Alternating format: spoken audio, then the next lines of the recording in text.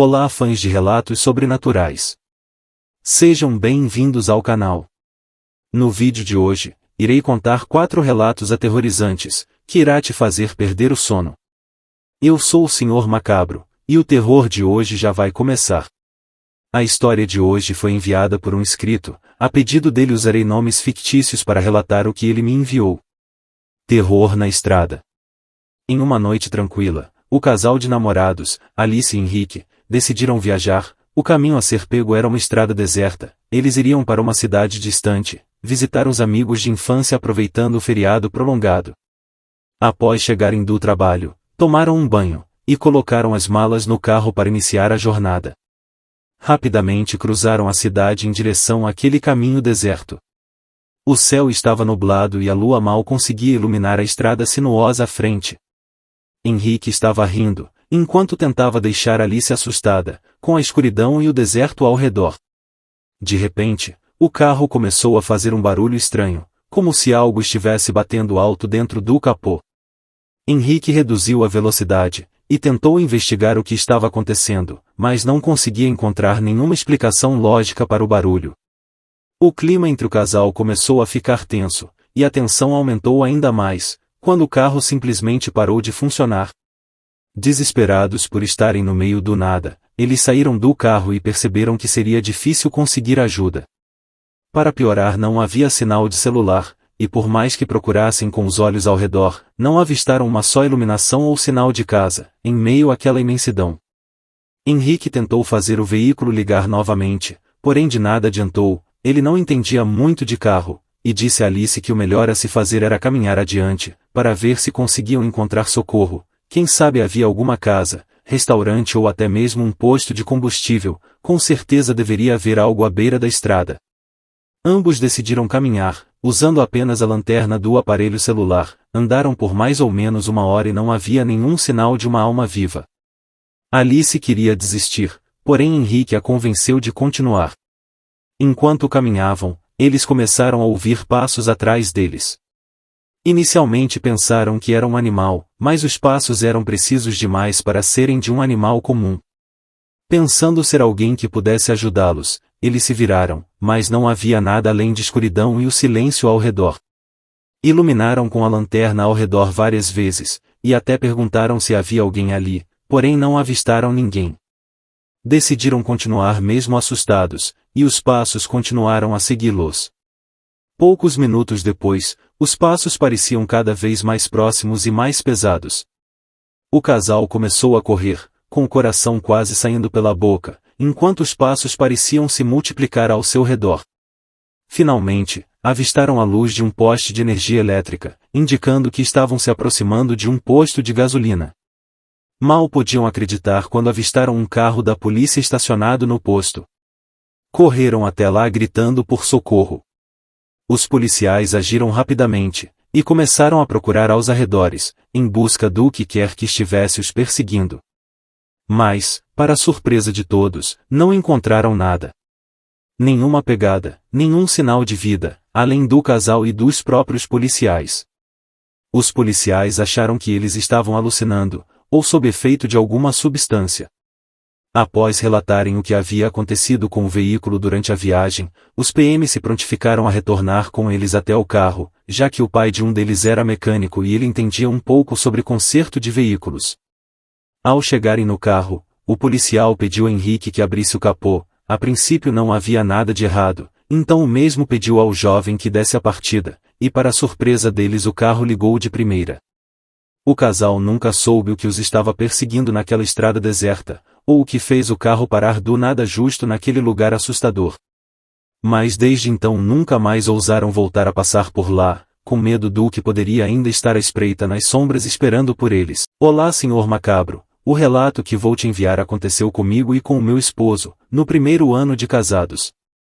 Me chamo Joelma, me casei jovem, o meu esposo também era muito novo, tinha apenas 18 anos na época.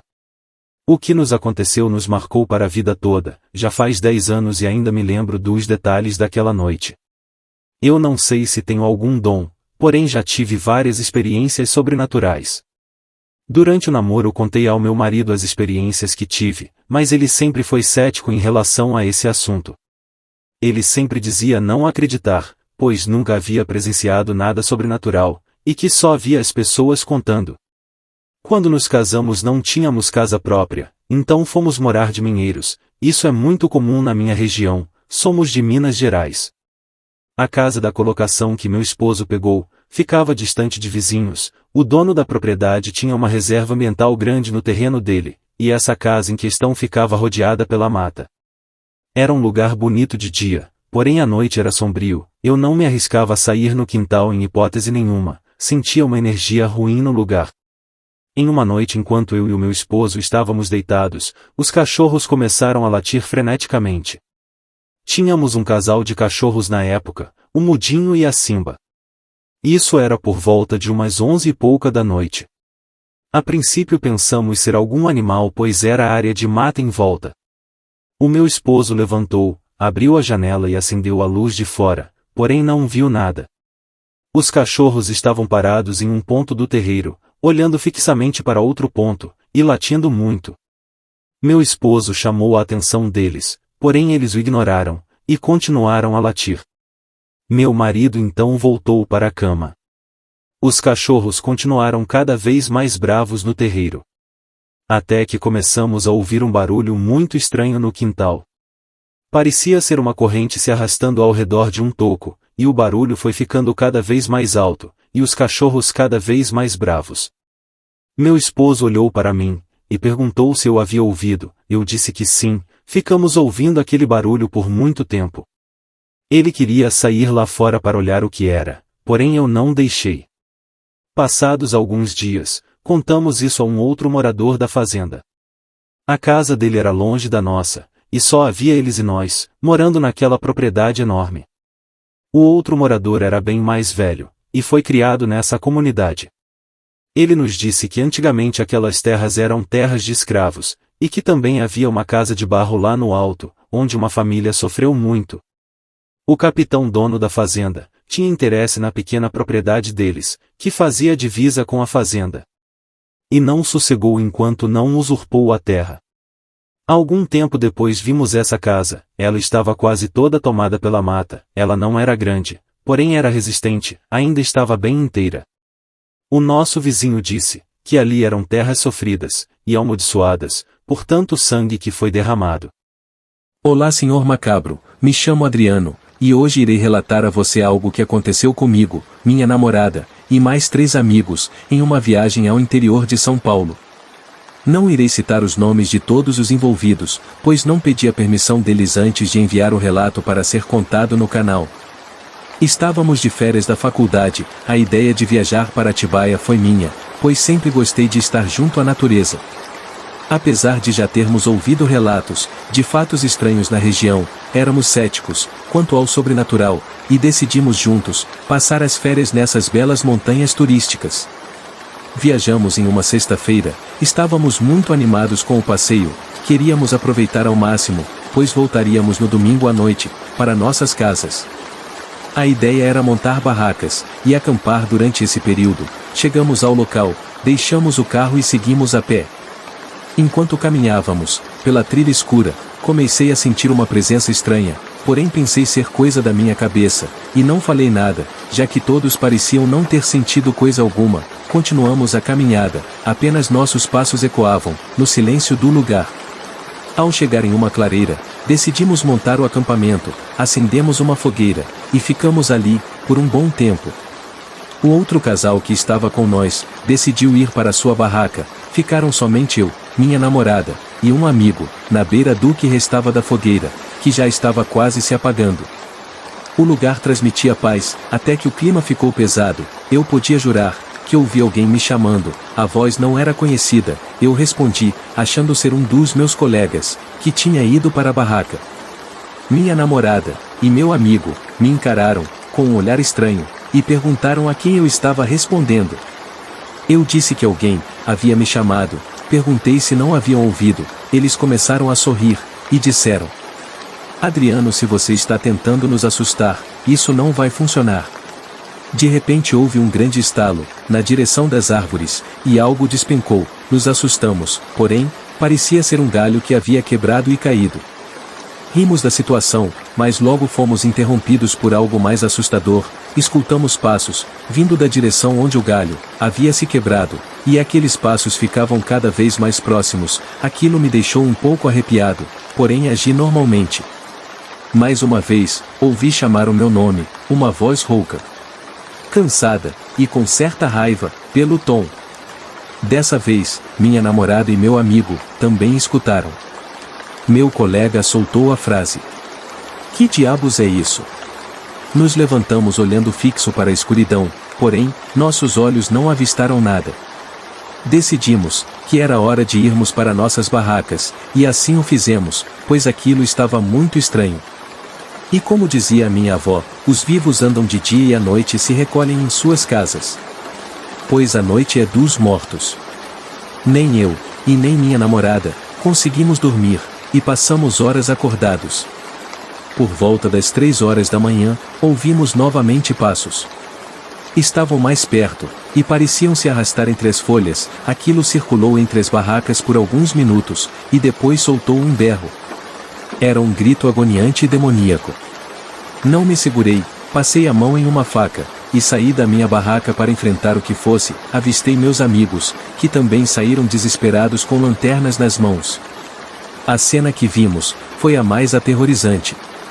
Aquela coisa estava de pé nos olhando, tinha uma feição de tristeza, misturada a ódio, olhos completamente negros, seu rosto parecia ser queimado, pois estava enrugado e deformado, não dava para ver muito bem, então peguei a minha lanterna e liguei na direção daquilo.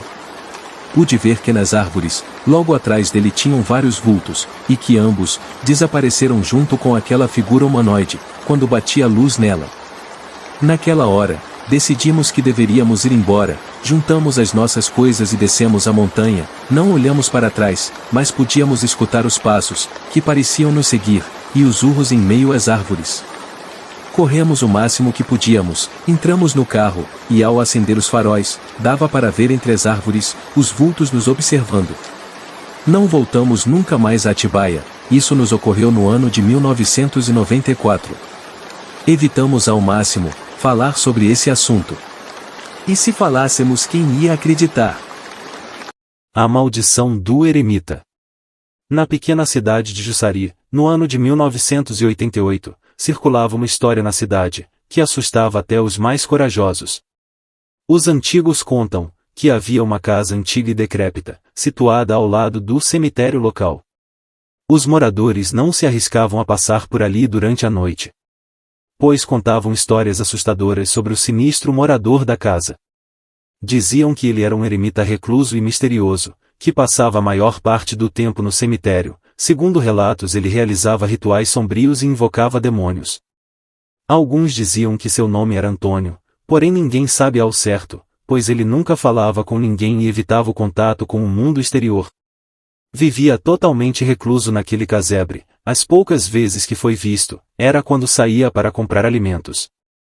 Conta-se que as pessoas mais corajosas que se aproximavam da casa durante o dia, podiam ouvir murmúrios e risadas estranhas vindas de dentro, mas ninguém tinha coragem de investigar o que realmente acontecia ali, ou de pelo menos tentar falar com o velho.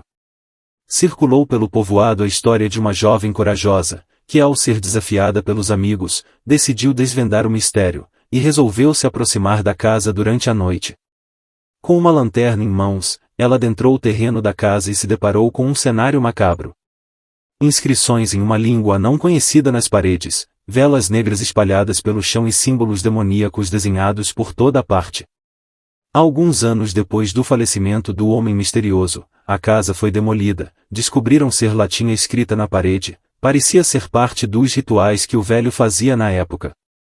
A jovem que se arriscou na casa, não teve tempo de entender o que ele fazia, pois antes que pudesse se dar conta, o eremita apareceu diante dela, com um olhar enlouquecido e um sorriso sinistro no rosto. Ele a agarrou pelo braço e começou a recitar palavras estranhas em outro idioma, mas pelo tom eram ameaçadoras. Quando ele terminou de falar, uma entidade maligna se materializou diante deles. Ela então entendeu que ele estava fazendo uma invocação. A jovem conseguiu soltar o seu braço, e saiu correndo desesperadamente para longe da maldita casa. Os amigos que a guardavam do lado de fora, disseram que ela estava pálida e gritava como uma louca que não queria morrer. Depois do ocorrido, a jovem parecia ter enlouquecido de fato. Seus amigos e familiares estavam preocupados com ela, mas nada que tentavam fazer para ajudar não adiantava. Até que um dia, em um momento de descuido dos familiares, Maria Cecília sumiu, não levou nada, tudo ficou para trás. Desde então, ela nunca mais foi vista na cidade de Jussari, deixando os moradores ainda mais amedrontados. Acreditavam que a criatura que ela contou que foi invocada pelo homem havia buscado ela. Gostaram dos relatos? Não se esqueça de deixar o like e se inscrever no canal. Mande a sua história ou relato para o nosso e-mail. Será um prazer contar aqui no canal. Até o próximo Fatos Macabros.